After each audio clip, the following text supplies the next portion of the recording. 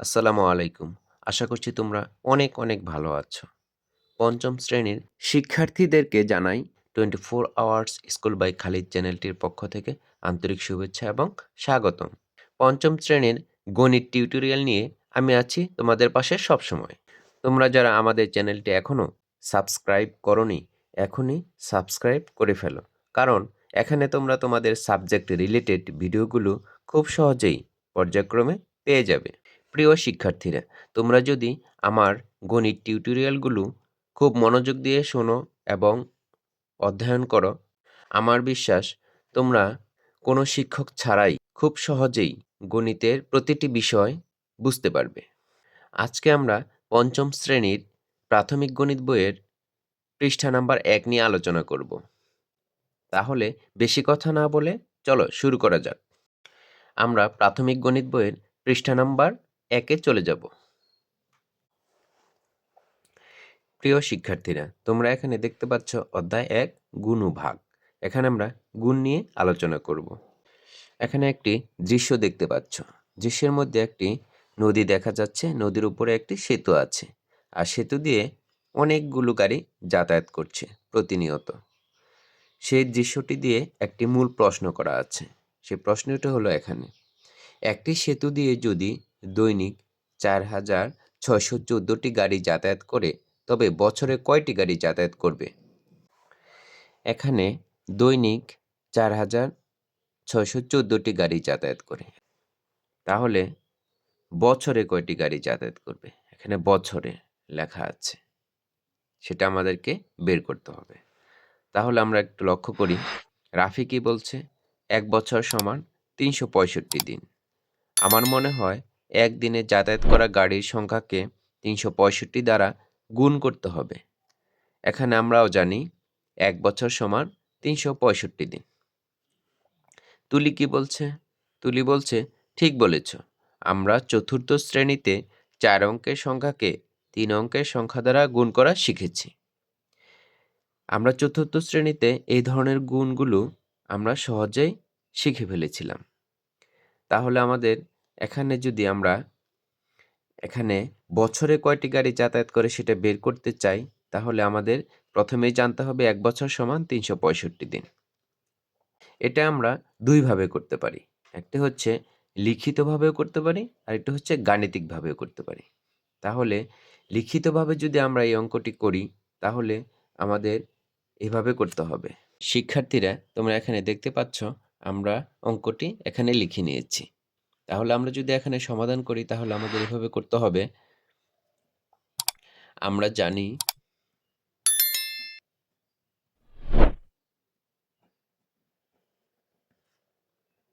আমরা জানি কি?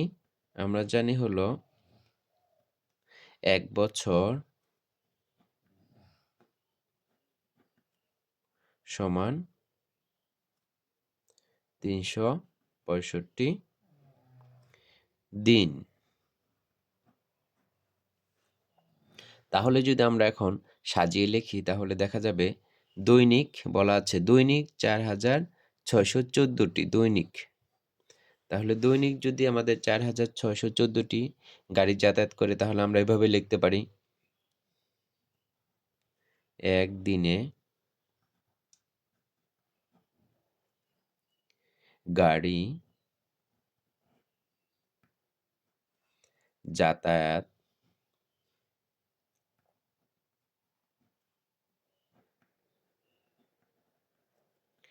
করে ৪,৬১৪টি। অতএব আমরা এখানে ৩৬৫ দিনের হিসাবটা করব। ৩৬৫ দিনে গাড়ি যাতায়াত করে। তাহলে আমাদের কি করতে হবে? যেহেতু একদিনে গাড়ি যাতায়াত করে ৪,৬১৪টি, তাহলে ৩৬৫ দিনে অনেক গাড়ি হবে। তার মানে আমাদেরকে কি করতে হবে? গুণ করতে হবে। তাহলে আমরা এভাবে যদি লিখি, ৪,৬১৪ গুণন ৩৬৫, এটা ব্র্যাকেটে দিয়ে এখানে আমরা টি লিখে দেব। এখন আমরা এখানে গুণ করে এখানে উত্তরটা লিখে দিব। তাহলে যদি আমরা এখানে গুণ করি তাহলে এরকমটা হবে 4614 গুণন 365। এভাবে আমরা গুণ করব। দেখা যাচ্ছে 4 অঙ্ক বিশিষ্ট অঙ্ক উপরে আছে আর নিচে হলো 3 অঙ্ক বিশিষ্ট। তাহলে হচ্ছে আমাদের কি করতে হবে? এখানে একক স্থানীয় অঙ্ক দিয়ে আমাদের প্রথমে এই 4 অঙ্ককে গুণ করে নিতে হবে। তাহলে একক স্থানীয় অঙ্কে কি আছে? 5 আছে। 5 দিয়ে আমরা এই 4টা অঙ্ককে গুণ করে এখানে বসিয়ে দেব। তাহলে কি হবে? 4 5 এ 20 শূন্য, হাতে রয়েছে 2, 5 একে 5 আর 2 এ 7। এরপরে কি আছে?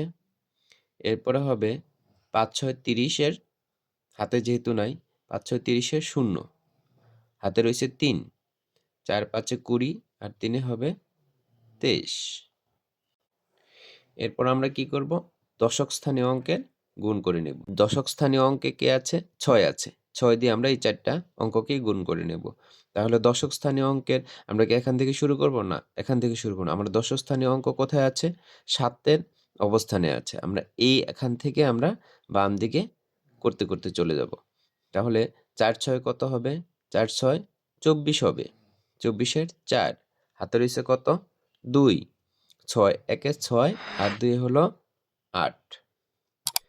আর হাতে যেহেতু নাই তাহলে 6 6 36। 6 6 36 এর কত হবে? 6 হবে।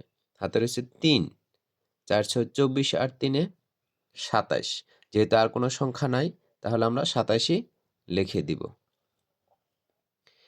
এখন আমাদের কথা হলো এইখানে যে ফাঁকা স্থানটি রয়েছে এখানে আমরা কি করব? এখানে ক্রস চিহ্ন দিব অথবা শূন্য দিয়ে ফিল আপ করে দিব, মানে পূরণ করে দেব। এই যে শূন্য হয়ে গেল। এরপর আমরা তৃতীয় স্থানের স্থানীয় মান দিয়ে আমরা উপরের 4টাকে গুণ করে দেব। তাহলে তৃতীয় স্থানীয় মান কি আছে? 3 আছে। 3 দিয়ে আমরা কি করব? এই 4টাকে গুণ করে বসিয়ে দেব। তাহলে এটা কোথার থেকে বসাবো? এখান থেকে বসাবো? না, এখান থেকে বসাবো না। বসাবো আমরা এই তৃতীয় স্থান কোথায় আছে? এইখানে। এখান থেকে আমরা শুরু করে বাম দিকে চলে যাব। তাহলে 3 4 এ কত হবে? 3 4 এ 12, 12 র 2, হাতে রয়েছে 1। তাহলে 3 1 এ 3 আর 1 এ 4 হবে। এখানে আমরা 4 বসিয়ে দেব। এরপর 3 6 18, 18 র কি আছে? 8, 8 আমরা এখানে লিখে দিব। এরপরে হাতে রয়েছে 1, 3 4 এ 12 আর 1 এ 13। আমরা এখানে যেহেতু আর কোনো সংখ্যা নাই আমরা 13ই বসিয়ে দিব। এখন আমাদের গুণ করা শেষ। তাহলে এখানে 2টা ঘর ফাঁকা রয়েছে। আমরা এই 2টা ঘর ফাঁকায় শূন্য দিয়ে দিব। ঠিক আছে? এখন আমরা এখানে যোগফল নামিয়ে দেব। এখানে 3টি সারির যোগ করে দেব। তাহলে 0, 7 4 এ কত হয়? 7 4 হয় 11, 11 র 1 নামবে, হাতে রয়েছে 1। 8 2 এ 10 আর 1 এ কত হবে? 11 হবে। 11 র 1, আবার রয়েছে 1। তাহলে এখানে আমরা যোগ করে নেই। 3 6 9, 9 4 এ কত হবে? 13 হবে। 13 আর 1 এ 14, 14 র 4 নামবে, হাতে রয়েছে 1। তাহলে 2 আর 7 মিলে 9 হয়। 9 আর 8 এ কত হবে? 9 আর 8 এ 17 হবে। 17 আর হাতে রয়েছে 1, তাহলে কত হবে? 18। 18 র কত নামবে? 8 নামবে। আবার হাতে কি রইলো? 1 রইলো। এখন 3 আর 2 হলো 5, হাতে কিন্তু 1 রয়ে গেছে। 5 আর 1 এ 6, এখন কিন্তু হাতে নেই। তাহলে 1 রয়ে গেছে। এখানে 1 একই নামবে। তাহলে আমাদের এখন যদি আমরা স্থানীয় মান হিসেবে হিসাব করে নেই তাহলে কত হলো আমরা দেখে নিই। একক, দশক, শতক, হাজার, অযুত, লক্ষ, নিযুত। তার মানে 16,84,110। তাহলে আমরা এই সংখ্যাটা এখানে লিখে দেই। 16,84,110 টি গাড়ি কি করে? বছরে যাতায়াত করে। 16,84,110টি গাড়ি বছরে যাতায়াত করে। আমরা পেয়ে গেলাম। এটা আমাদের লিখিতভাবে আমাদের যদি এ ধরনের প্রশ্ন আসে তাহলে আমরা লিখিতভাবে এভাবে করে দিব। এরপর এখানে আরেকটি পদ্ধতি হলো গাণিতিক পদ্ধতি। এখানে সুন্দর করে গাণিতিক পদ্ধতির একটি উদাহরণ দেওয়া আছে। আমরা কেমন করে করতে পারি। এখানে গাণিতিক বাক্য 4614 গুণন 365 এখানে খালি ঘর দেওয়া আছে। আমাদের এই অঙ্কটি এখানে সুন্দর করে করিয়ে দেওয়া। এখানে 4614 এবং 365কে গুণ করে উপরে নিচে দেখিয়ে দেওয়া হয়েছে। তাহলে এখানে 4614 আর একক স্থানীয় মান হলো 5। এখানে 5 দিয়ে এটাকে গুণ করে কিভাবে হয় সেটা দেখানো হয়েছে। আবার 4614 এটা দশক স্থানীয় অঙ্কে আছে 60 60। তাহলে এটা গুণন করে দেখানো হয়েছে। আবার এখানে আছে শতক স্থানীয় অঙ্কে আছে 300। তাহলে 4614কে 300 দিয়ে গুণ করে দেখানো হয়েছে। এখানে যোগফল সুন্দর করে নামিয়ে দেওয়া আছে 16,84,110। তাহলে আমরা বুঝতে পারি বছরে 16,84,110টি গাড়ি যাতায়াত করে। এখানে রাফি কি বলছে, আমরা চতুর্থ শ্রেণীতে গুণ্য, গুণক ও গুণফল শিখেছি। তোমার কি মনে পড়ে? এখানে তুলি বলছে এখানে গুণ্য হলো 4614। এখানে গুণ্য কোনটা? এই যেটা উপরেরটা 4614 আর গুণক হলো 365 আর গুণফল এইটা 16,84,110। তাহলে আমরা যেহেতু চতুর্থ শ্রেণীতে গুণ্য, গুণক, গুণফল সম্পর্কে আমাদের ধারণা আছে, তাহলে কি আমরা জানি গুণ্য কাকে বলে, গুণক কাকে বলে, গুণফল কাকে বলে? আমাদের এটা আবার একটু জেনে নেই। গুণ্য হলো যে সংখ্যাকে গুণ করা হয়, যাকে গুণ করা হয় তাকে গুণ্য বলে। আর গুণক হলো যা দিয়ে গুণ করা হয়। আর গুণফল হলো এখানে গুণ করার পরে, এই দুইটার গুণ করার পরে যে ফলাফলটা আসবে সেটা হচ্ছে গুণফল। তাহলে এটা হচ্ছে গুণ্য, এটা হচ্ছে গুণক, এটা হচ্ছে গুণফল। প্রিয় শিক্ষার্থীরা, আমরা এখানে খুব সহজেই অঙ্কটি বুঝতে পারলাম। তোমরা এই অঙ্কটি বারবার কি করবে? দেখবে এবং করার চেষ্টা করবে। আর বেশি কথা না বাড়িয়ে আজকের মতো এখানে বিদায় নিচ্ছি। পরের ভিডিওতে আবার দেখা হবে। আল্লাহ হাফেজ।